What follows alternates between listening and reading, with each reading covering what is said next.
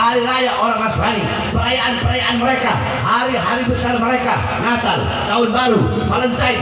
Di Indonesia yang paling banyak merayakan bukan orang Kristen, bukan orang Buddha, bukan orang Hindu. Yang paling banyak merayakan abnaul muslimin, putra-putri Islam kita yang paling banyak merayakan, yang paling banyak mabok-mabokan, yang paling banyak berzina, yang paling banyak melacur.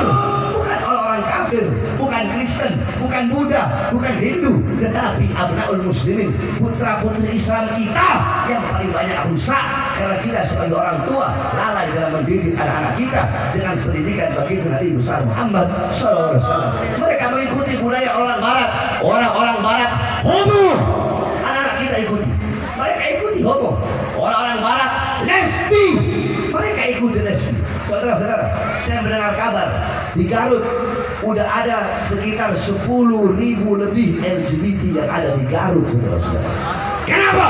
Garut banyak pondok-pondok pesantren, Garut banyak masjid, Garut banyak ulama, Garut banyak para kiai. Akan tetapi kenapa bisa 10.000 LGBT homo? Bukankah Rasulullah SAW beliau telah berkata, ibu-ibu, bapak-bapak, Allah menciptakan semuanya berpasang-pasangan. Ada siang, ada siang, ada matahari di kala siang, ada bulan di malam hari. Kemudian ada lautan, ada daratan. Nah, ada laki-laki, ada perempuan. Allah ciptakan Adam dan Hawa, bukan Adam sama Asep. Allah ciptakan Adam untuk Hawa, dan Allah ciptakan Hawa untuk Adam, bukan Adam sama Asep, saudara-saudara. Makanya Rasulullah melaknat perbuatan tersebut. Apa kata Rasulullah? La'anallah man amila amala qaum Lut thalatha marrah. Sungguh Allah melaknat 3 kali laknat bagi orang-orang yang melakukan perbuatan kaum Nabi Allah Lut, saudara-saudara. Sampai-sampai dalam hadis Rasulullah sangat tegas. Apa kata Rasulullah? Kata Rasulullah, man wajadtumuhu, barang siapa yang menemukan mereka. Siapa mereka? Ya'malu amala qaum Lut faqtulu al-fa'il wal maf'ul bih. Barang siapa yang menemukan mereka, orang-orang yang melakukan perbuatan kaum Nabi Allah Lut, yakni homo, yakni lesbi, faqtulu, kata Rasulullah, maka bunuhlah al-fa'il wal maf'ul bih, orang yang memasuki dan orang yang dimasuki. Saking begitu keras Rasulullah terhadap LGBT. Oleh karenanya saudara-saudara sekalian yang dimuliakan oleh Allah, makanya banyak Allah berikan bencana, banyak Allah berikan musibah kepada bangsa kita, kepada negeri yang kita cintai. Kenapa? Karena terlalu banyak perbuatan dosa dan perbuatan maksiat yang kita lakukan di muka bumi Allah Subhanahu wa taala. Makanya kalau ada bencana, kalau ada musibah, gempa bumi di Cianjur, tsunami di Aceh, kemudian tanah longsor, tsunami di Palu, kebakaran dan lain-lainnya, kalau ada bencana, kalau ada musibah, jangan engkau bertanya kepada Allah. Bukankah Allah berfirman, ma asabakum min musibatin fabima kasabat aydikum, apa-apa yang menimpa kalian daripada musibah, daripada gempa bumi, daripada tsunami, daripada tanah longsor, seluruh musibah yang menimpa kalian itu akibat perbuatan tangan kalian. Makanya kalau ada gempa bumi, kalau ada tsunami, kalau ada musibah, kalau ada bencana, jangan bertanya kepada Allah, ya Allah, kenapa kau kasih gempa bumi? Ya Allah, kenapa kau kasih bencana? Kau kasih tsunami? Kenapa air laut engkau tumpahkan ke muka bumi? Ya Allah, ya Allah, kenapa bumi engkau goyang? Jangan bertanya kepada Allah, tapi tanyakan kepada diri kita masing-masing. Tanyakan kepada orang tua kita, tanyakan kepada putra-putri kita, tanyakan kepada para guru-guru agama, tanyakan kepada para ustadz, tanyakan kepada para kiai, tanyakan kepada para habaib, tanyakan kepada para ulama-ulama, tanyakan kepada takmir-takmir masjid, tanyakan kepada pendiri-pendiri dan pemimpin pondok-pondok pesantren, tanyakan kepada para pemimpin-pemimpin majelis taklim, tanyakan juga kepada para pejabat, kepada para pemerintah, tanyakan kepada RT, RW, lurah, camat, bupati, wali kota, menteri, presiden, tanyakan kepada para ulama, tanyakan kepada para pejabat, para pemerintah, perbuatan dosa apa, perbuatan maksiat apa, perbuatan dosa apa, perbuatan maksiat apa yang mereka lakukan sehingga mengundang bencana dari Allah bagi bangsa, negara dan rakyat Indonesia. Saudara-saudara,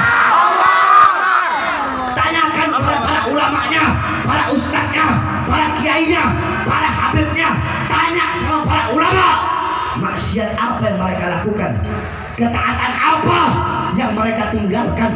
Tanyakan kepada para ulama, kenapa ulamanya jadi ulama-ulama penjilat, kenapa ulamanya jadi ulama-ulama penjilat pejabat, jadi ulama penjilat pemerintah, kenapa ulama-ulamanya menghalalkan yang haram, mengharamkan yang halal, kenapa para ulama-ulamanya menjual ayat-ayat Allah demi kepentingan perutnya, kenapa para ulama-ulamanya menukar kehidupan akhiratnya demi kehidupan dunianya, kenapa para ulama-ulama menjadi kera-kera bersorban.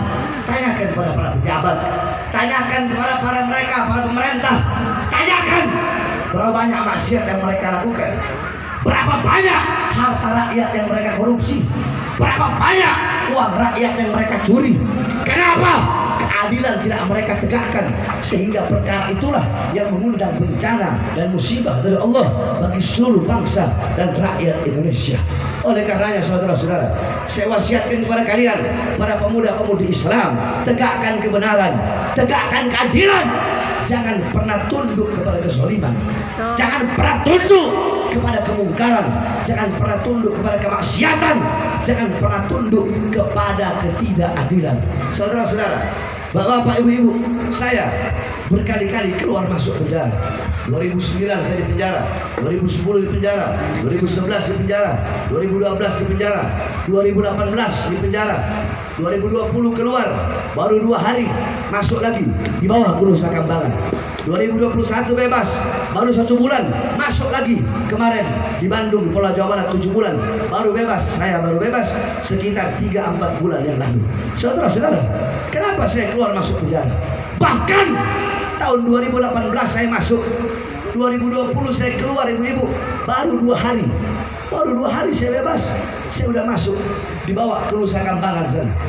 Di borgol saya punya tangan, di borgol saya punya perut, dan di borgol saya punya kaki.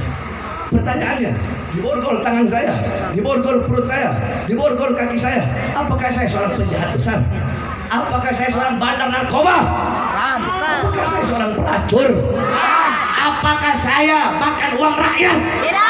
Apakah saya makan harta rakyat? Tidak. Apakah saya menjual aset negara? Tidak. Ibu mau tahu kenapa saya ditahan dibawa ke Nusa Kambangan? Baru 2 hari saya bebas.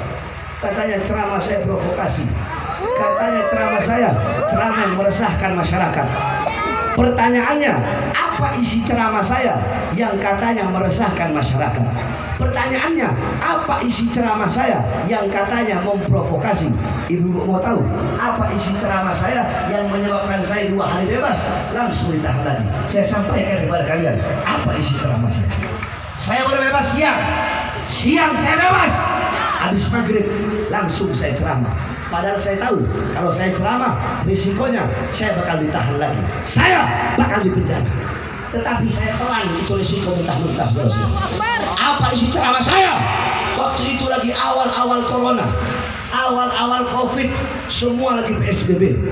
Ketika itu saya ceramah, saya pegang mic di hadapan puluhan ribu umat. Apa yang saya sampaikan? Saya sampaikan, wahai presiden, wahai pejabat, wahai aparat, wahai pemerintah, kenapa rakyat dan masyarakat kalian kurung dalam rumah, tidak boleh keluar, tetapi tidak kalian beri mereka makan, tidak kalian beri mereka minum, tidak kalian butuhi kebutuhan pokok mereka? Wahai para pemerintah, wahai para pejabat, mal-mal besar, perusahaan-perusahaan besar milik asing tetap buka di masa pandemi corona, tetapi warung-warung kecil milik pribumi, kenapa kalian tutup? Wahai para pejabat, wahai para aparat, wahai pemerintah, berapa banyak anak-anak muda Indonesia, berapa banyak masyarakat dan rakyat Indonesia pengangguran, tidak punya kerjaan, tetapi tenaga kerja terus kalian kirim dari Cina ke daerah. Saudara-saudara, itu ceramah dianggap memprovokasi, itu ceramah dianggap meresahkan.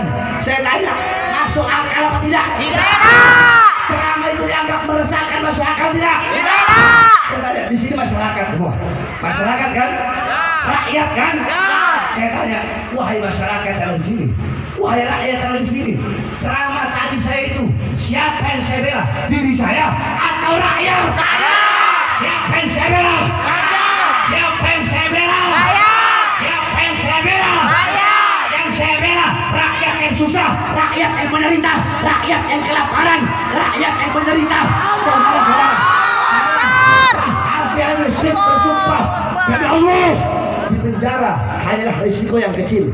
Jangankan di penjara, saudara-saudara, jangankan diborgol tangan saya, perut saya, kaki saya, demi bangsa, demi agama, demi rakyat Indonesia.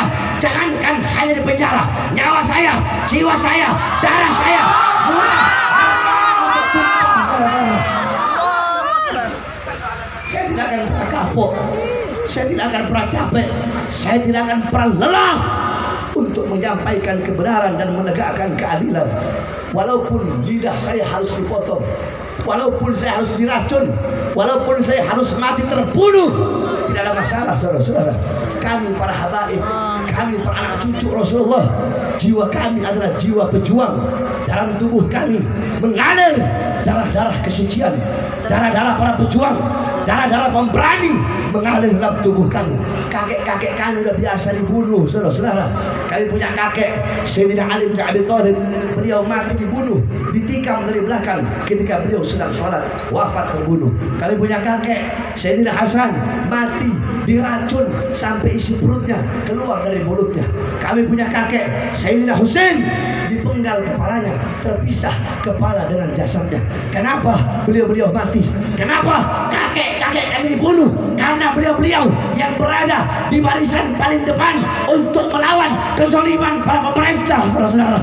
Nah, darah beliau mengalir di dalam tubuh kami sehingga kami tidak akan pernah mundur walaupun satu langkah. Saudara-saudara, saya Habib Smith, saya sampaikan kepada mereka, para pengkhianat bangsa. Hei kalian, para pengkhianat bangsa, kalian yang suka menyengsarakan rakyat, yang suka menyusahkan rakyat, kalian bisa memenjarakan jasad saya, kalian bisa memborgol tangan saya, memborgol perut saya, memborgol kaki saya. Kalian bisa memisahkan saya dengan keluarga, anak, istri, dan murid-murid saya. Kalian bisa memenjarakan kedua mata saya daripada melihat dunia luar.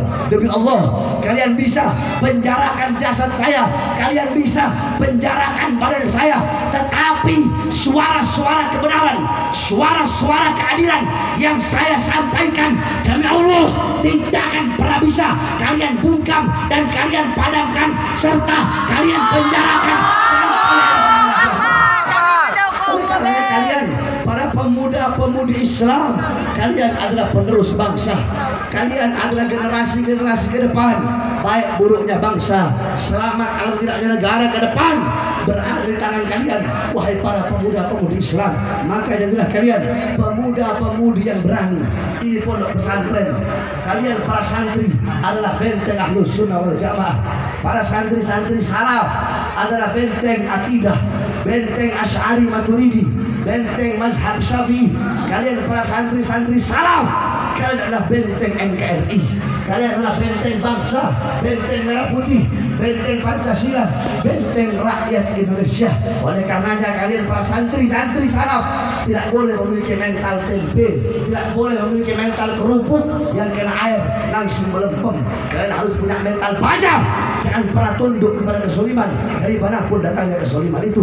Teruslah berjuang walaupun kalian dihina, dicaci, dimaki, dimusuhi, diasingkan. Orang-orang yang mencaci, yang memaki, yang memusuhi, jangan kalian jadikan mereka sebagai air yang memadamkan semangat kalian, wahai para santri-santri. Tetapi mereka yang menghinamu, yang mencacimu, yang memakimu, yang meremehkanmu, jadikan mereka sebagai bara api yang menambah semangatmu untuk berjuang, memperjuangkan agama, bangsa, negara, dan rakyat Indonesia. Sampaikan kepada mereka, orang-orang yang mengkhianati bangsa, yang mengkhianati rakyat, kami para santri-santri salaf, kami para santri-santri yang berada di kobong-kobong bambu, demi Allah kami bersumpah selama darah kami masih merah, tulang kami masih putih, merah putih, maka selama itu kami para santri-santri yang pakai sarung akan berada di barisan paling depan, rela hancur, rela Bapak, Ibu.